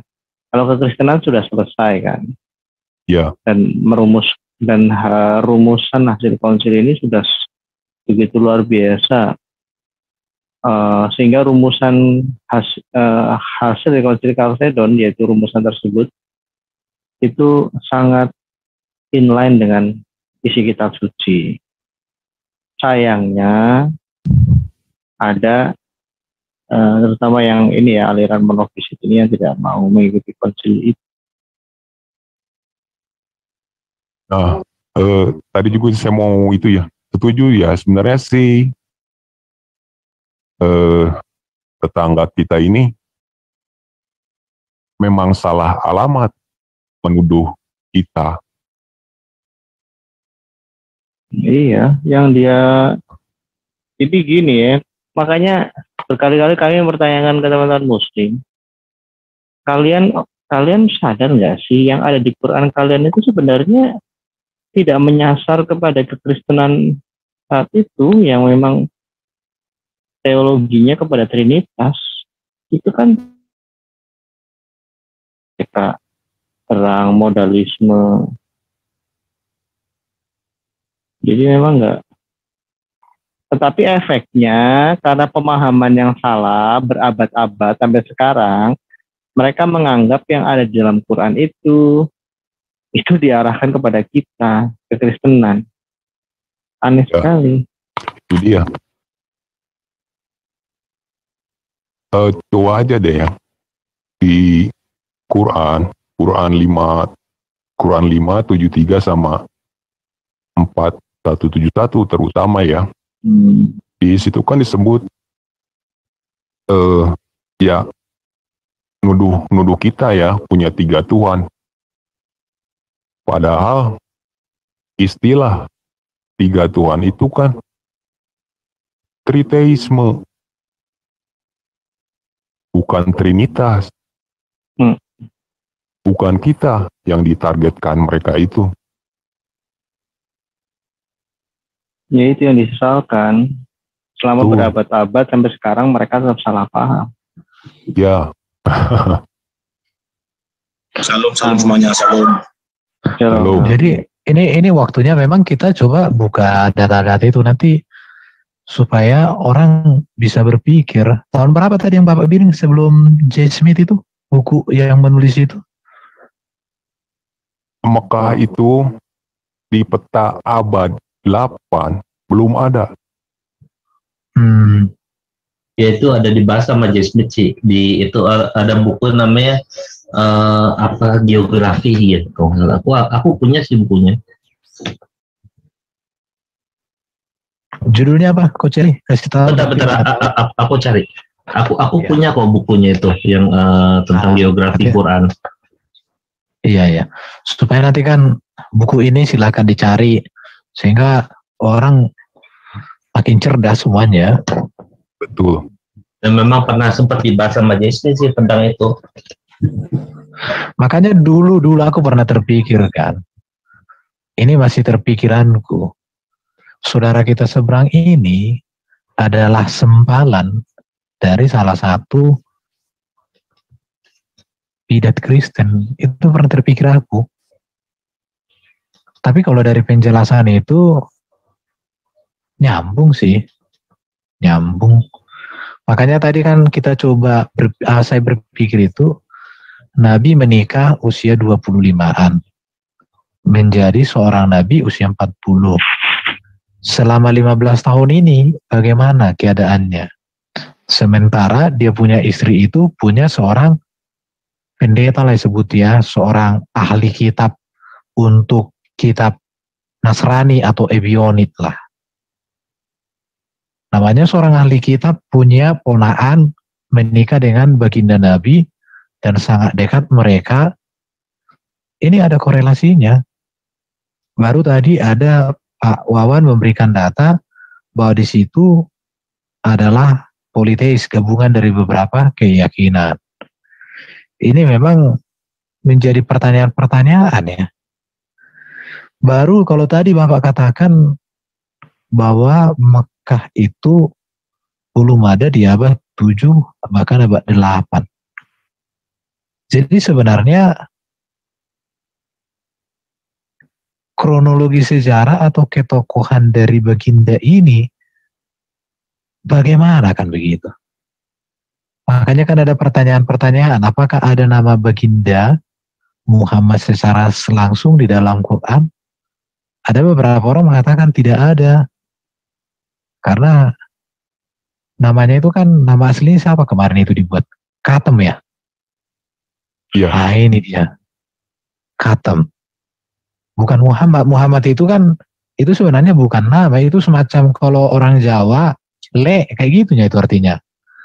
Kalau orang Medan, orang Batak, abang. Jadi itu sebenarnya panggilan umum. Betulnya itu? Ini dari kita betul. Kalau ini sih ini tahun 2013 ini presentasinya sudah tersebar di mana-mana. Ini kronologis yang coba dia samarikan ya dari beberapa seminar dia ya, apologetika. Memang dia ini seorang apologet ya. Dia menceritakan, karena begini ya, para sarjana Islam pun yang modern itu seperti Munim Siri itu dalam bukunya yang berjudul Kontroversi Islam Awal, itu dia berani mengatakan bahwa, dan mengutip banyak ilmuwan-ilmuwan itu mengatakan bahwa sulit sekali merekonstruksi sejarah Islam jika menggunakan sumber-sumber internal Islam, yaitu Quran, hadis, dan sirah. Itu sulit. Apalagi sirah. Padahal bro, sebenarnya kan kalau itu seharusnya kalau dari Quran, hadis dan lainnya itu justru harusnya makin klop ya, karena dari satu sumber. Tapi kalau dari satu sumber itu justru tidak bisa connect, ini ya nggak tahu lah aku ngomong gimana. Nah itu lanjut bro. Ya jadi memang kesulitan sekali merekonstruksi sejarah Islam, apalagi merekonstruksi sejarah yang ada di dalam Al-Quran. Ada dua ya, sejarah Islam dan sejarah cerita-cerita yang tertulis dalam Quran. Tetapi kalau kita melihat kekristenan, sejarah kekristenan itu bisa dibuktikan, direkonstruksi dari data-data pendukung atau bahkan data-data primer di luar data internal kekristenan. Jadi Alkitabnya tutup, orang Kristen tetap atau dunia tetap bisa merekonstruksi sejarah kekristenan, dan apalagi Yesus Kristus. Tanpa ada Alkitab, Yesus Kristus tetap bisa dibuktikan sebagai tokoh sejarah, bukan tokoh iman saja. Nah terus yang kedua, bagaimana merekonstruksi sejarah yang ada di dalam Alkitab, cerita-cerita itu ya, terutama kisah para rasul itu. Lukas menceritakan kehidupan Yesus Kristus dan kekristenan awal ya, itu bahkan bisa dibuktikan, direkonstruksi bahkan dari data-data sejarah di luar kekristenan. Nah, dan di lain cerita ya, ketika para ilmuwan sekuler berusaha merekonstruksi cerita-cerita sejarah yang sekitar abad 1, misalnya tentang siapalah, ya mungkin Julius Caesar lah atau apa, itu bahkan menggunakan Alkitab sebagai rujukan literatur sejarah. Jadi Alkitab ini bagi dunia sekuler bisa dijadikan dokumen sejarah. Ini yang kita maksud bahwa keimanan Kristen itu bukan keimanan yang tidak selaras atau inline dengan sejarah, tetapi ternyata sangat inline dengan sejarah. Ya, hal-hal seperti ini, posisi seperti ini apakah betul Islam itu pada posisi yang sama? Ya, ini contohnya kalau dokumen dari rangkumannya J. Smith ya, ini dia mencoba untuk merekonstruksi juga kan. Nah, dan dicocokkan dengan data-data sejarah. Ya, nggak apa-apa. Jadi di sini sudah ada muslim juga dari tadi. Jadi gini, ini contohnya premisnya ya. Jadi data sejarah kekristenan itu, dokumentasinya itu tentang kekristenan ya, terutama sesudah Yesus Kristus naik ke surga, itu bisa direkonstruksi menggunakan data yang relatif dekat, 15 sampai 60 tahun setelah kenaikan Yesus Kristus. Nah, dan perlu diingat 15 sampai 60 tahun setelah Yesus Kristus, Rasul Yohanes masih hidup. Nah, sedangkan Islam ini data sejarah internal mereka tuh 200 sampai 300 tahun setelah Muhammad. Itu menggunakan sirah Ibn Hisham dan Ibnu Ishaq ya. Saya lupa namanya. Ibnu Majah. Nah, ini si J. Smith juga mencoba menjelaskan tentang bukan Ibn Hisham dan Ishaq ya, penulis sirah itu, yang kedua-duanya juga tidak pernah bertemu kan. Jadi nah ini ya, di dalam Islam itu pun ada yang disebut dengan Islam kaum revisionis ya, yang berusaha untuk lebih jujur terhadap sejarah Islam, bahkan lebih berani menempatkan Quran itu sebagai buku sastra katakanlah. Untuk kalau sastra kan memang tidak harus, kalau daun dikatakan biru itu nggak masalah kalau dalam konteks sastra, ungkapan sastra itu, karena untuk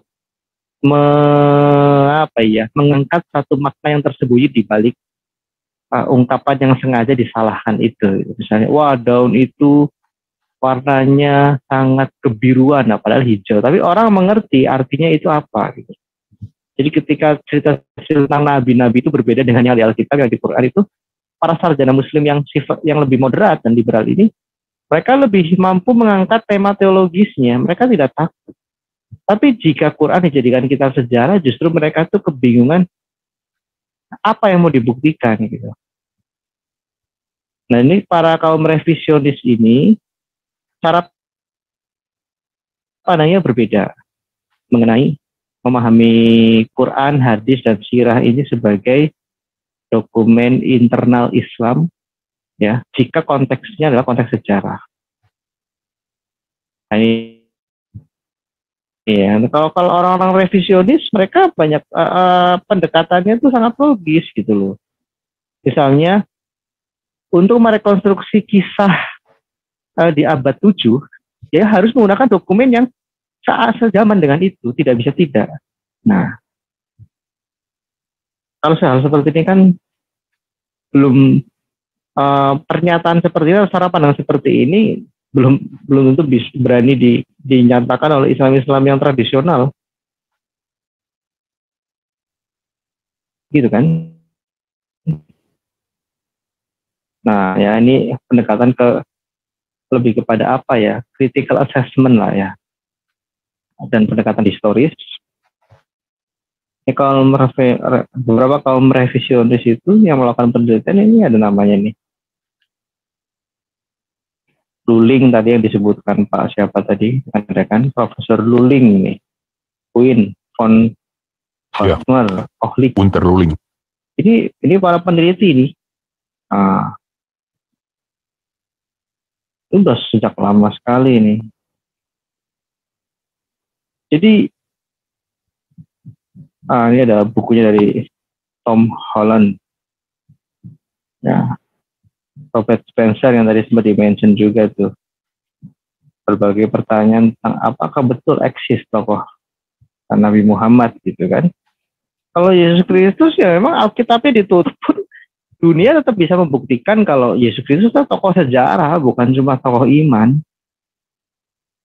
Artinya kekristenan itu berdiri pada ruang yang nyata begitu loh, bukan ruang yang gelap, kotak hitam tidak, tapi kotak transparan. Nah ini ya, contohnya kalau dari Dan Gibson ini juga peneliti juga nih, ya berangkat dari pertanyaan kapan sih dan atau di mana lah Islam itu sebenarnya berawal. Itu aku punya tuh bukunya tuh Dan Gibson. Mekah menjadi apakah Mekah itu menjadi kiblat yang mula-mula gitu kan, yang ketika bersembayang. Nah, misalnya ini ya, masalah satu nih, geografi. Di Quran there are just 65 geographical references. Gitu kan? Nah, kalau seperti ya, ini, bro, harusnya menjadi e-booknya Dan Gibson. Oh ya, oke, silakan. Oh, nanti mau di-share sekarang atau nanti? Itu udah aku share di chat atau mau dibuka e-booknya? Oh ya. Oke, boleh. Terus problem 2 tentang Mekah gitu kan. Ini pertanyaan-pertanyaan yang harus dijelaskan oleh teman-teman Muslim. Ini terjemahannya Piktal ya, surah 48 ayat 24. Dan seterusnya. Kayak gitulah ya. Terlalu banyak ya, ini dari pendekatan data arkeologi atau bukan dokumentasi informasi sejarah di abad 7 tentang rute perdagangan untuk di Jazirah Arab itu. Sepertinya Mekah tidak menjadi salah satu kota yang dilaluinya ya. Nah, nih the earliest maps don't show Mekah until abad 9, abad 10 baru muncul.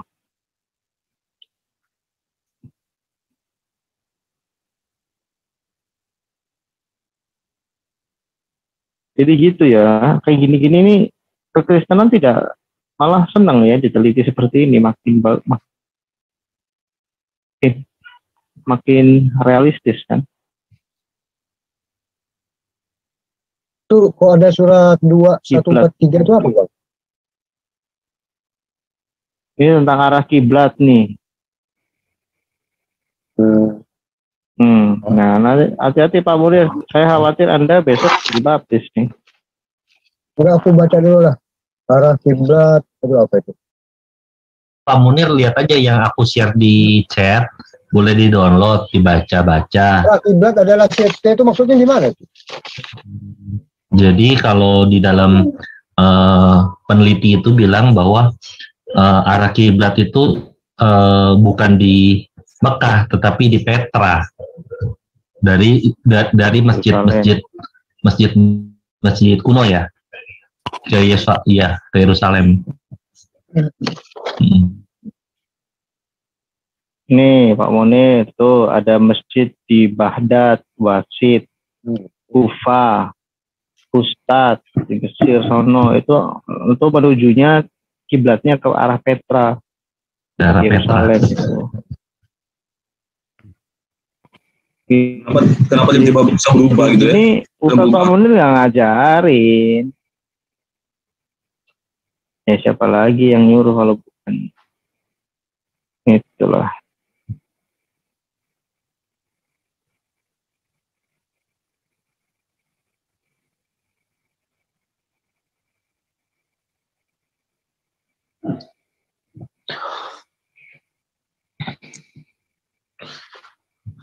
Baru ya. Tadi yang Bro Edo bilang itu 200 sampai 300 tahun ya jarak naskah-naskah atau salinan tentang Islam dari zaman Baginda. Itu sangat jauh loh. Sementara kekristenan 15 sampai 60 tahun. Artinya sumber cerita itu, sumber data itu masih dari pelaku sejarah kalau kekristenan. Tapi kalau di Muslim itu namanya cerita katanya kan. Makanya ini berkata ke sini, ini berkata ke sini, berkata ke sini. Tapi jaraknya 200 sampai 300 tahun itu, waduh, nggak ngerti aku. Indonesia aja belum ada 200 tahun merdeka. Kita bisa bayangkan ya, Indonesia aja yang baru berapa puluh tahun ini merdeka, sejarah udah banyak pro dan kontra. Apalagi kalau sampai 200 tahun. Gak bisa lagi dibahas itu sejarah. Ya, coba aja nih ya, beli buku ini nih, punya Profesor Munim Siri. Dia orang Islam loh. Ini bukunya kontroversi Islam awal. Ini jelas kok, dia menjelaskan tentang. Ya itu kan sebelum Nabi Muhammad minta untuk diubah arah kiblatnya kan. Ini Pak Munir ini nggak nyambung. Kita bicara general dulu. Jadi gini Pak Munir ya, di dalam buku ini itu dijelaskan begini. Merekonstruksi tahu nggak Pak? Merekonstruksi itu misalnya gini, Pak Munir mau merekonstruksi sejarah buyutnya Pak Munir, cerita kehidupannya, membangun ulang. Gitu kan? Apa kalau enggak kita misalnya bangsa Indonesia ingin merekonstruksi peristiwa tentang perang gerilya dari Jenderal Sudirman. Bagaimana kita merekonstruksi sejarah itu?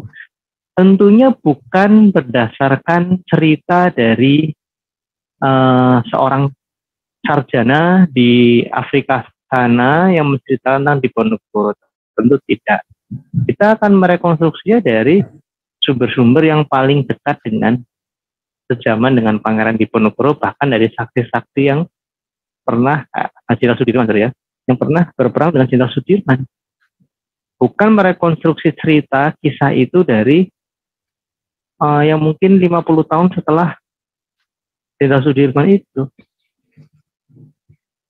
Nah, yang jadi permasalahan jika menggunakan data internal Islam, yaitu sirah nabawiyah tentang sejarah Islam, itu tidak memenuhi prinsip pembuktian yang valid.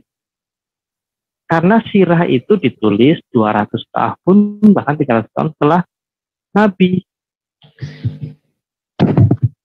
Nah, yang menulis itu tidak langsung, ya bagaimana mungkin kan 200 tahun setelah itu.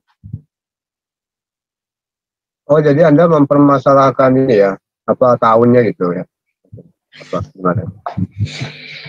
Bukan tahunnya Pak Munir yang bukan dipermasalahkan, tapi kita bertanya. Nggak masuk akal menurut perselisihan tahun gitu maksudnya. Bukan masalah akal. Justifikasinya itu loh Pak, keabsahannya gitu.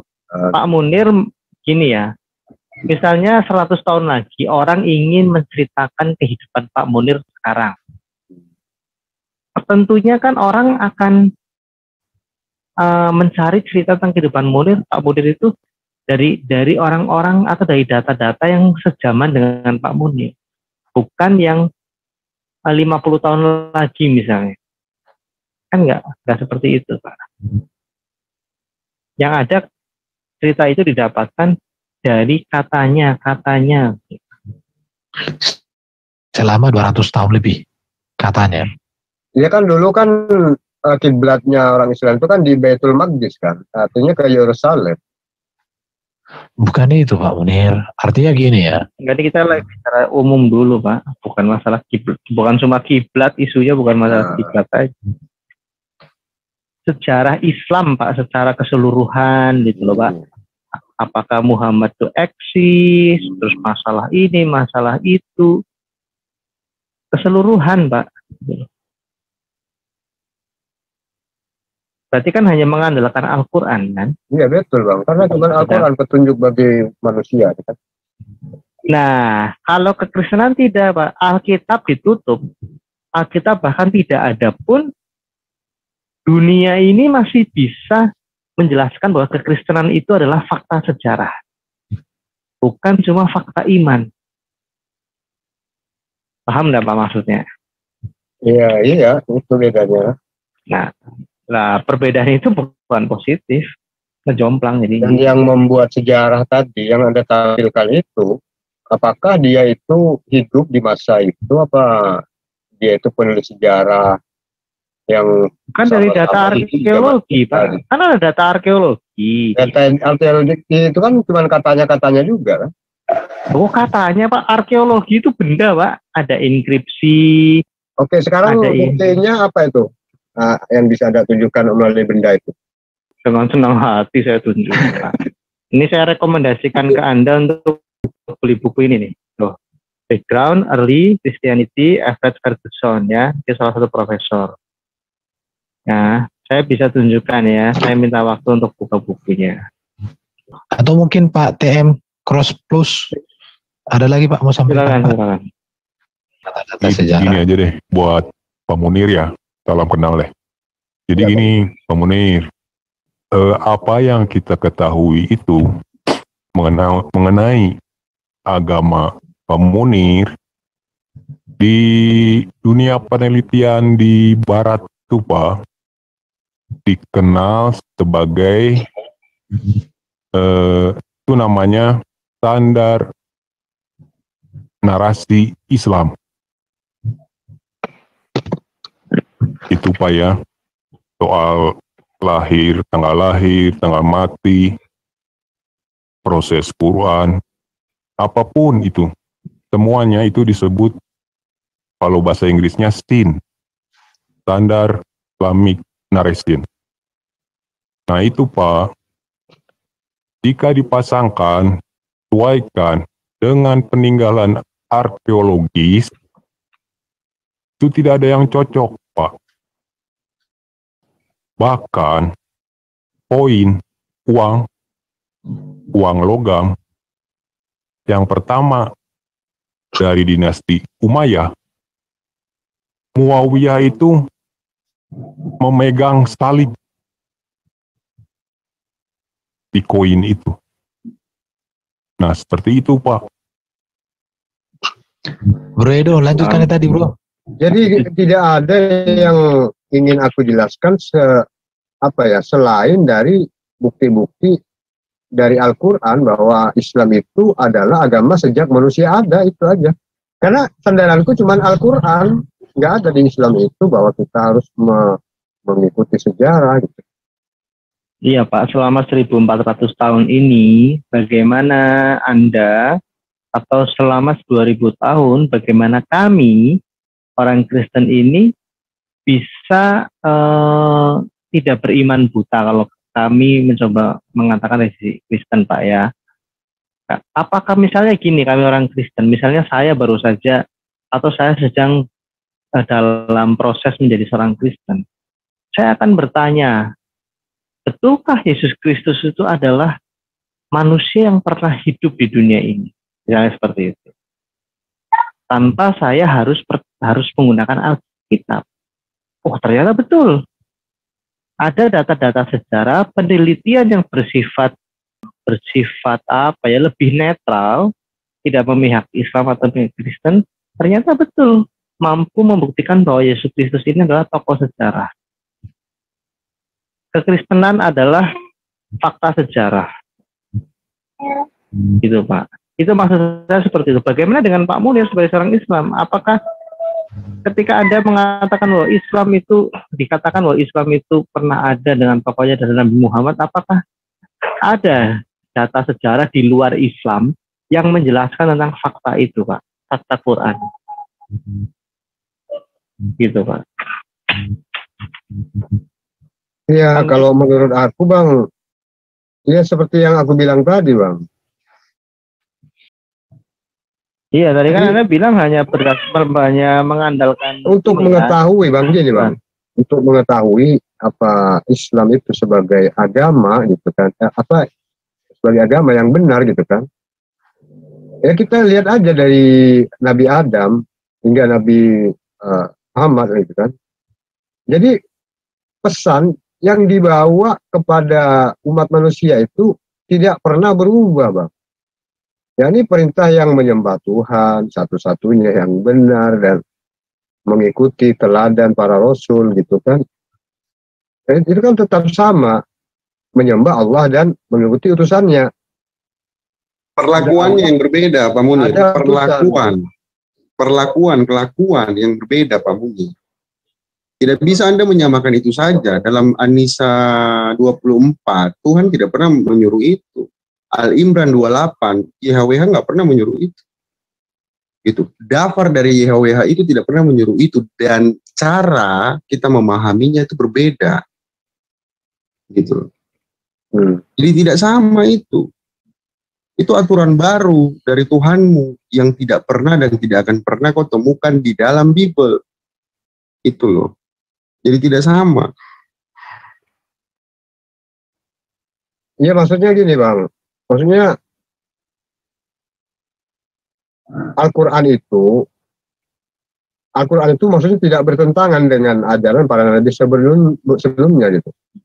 Jadi Al-Quran itu diturunkan selama hidup dan selama hidup Nabi Muhammad sampai sekarang gitu kan. Kalian menentang Roh Kudus, kalian menentang Firman yang menjadi manusia. Bagaimana mungkin yang bertemu dengan Abraham menjadi manusia itu bagian dari Tuhan. Sang Dafar itu yang menjadi manusia, yang bertemu dengan Abraham. Kalian menolak itu, artinya kalian merubah ajaran. Kalian seakan-akan kalian pikir Tuhan itu pelin-pelan gitu loh.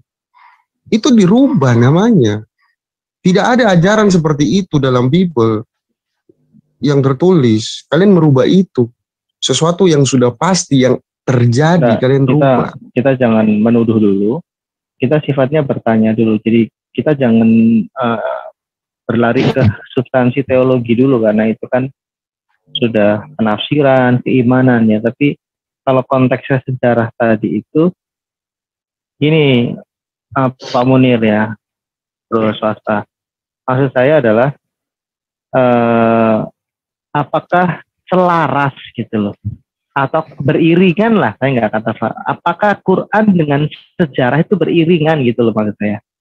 Karena kita mencoba buktikan gitu kan, misalnya di sini ya, nanti saya fotokan, ini saya belum foto ya, apa yang tertulis dalam Alkitab itu beriringan dengan data-data arkeologi. Misalnya ini ya, ada inskripsi namanya The Delphi Inscription of Gallio. Nah, adalah 7 fragmen dari sebuah inskripsi salinan.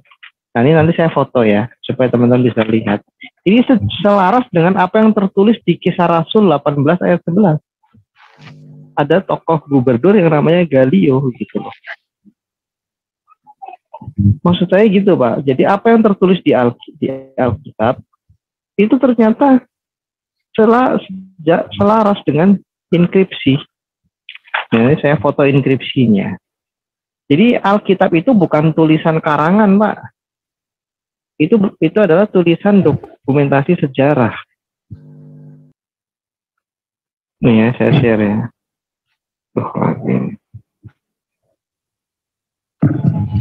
Makanya kan negara yang maju itu negara yang jujur dengan sejarah.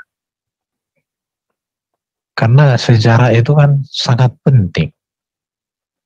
Kalau sejarah salah, maka apa yang bisa diperbaiki? Karena sejarah itu kan memberikan banyak hal, data. Nah itu sih.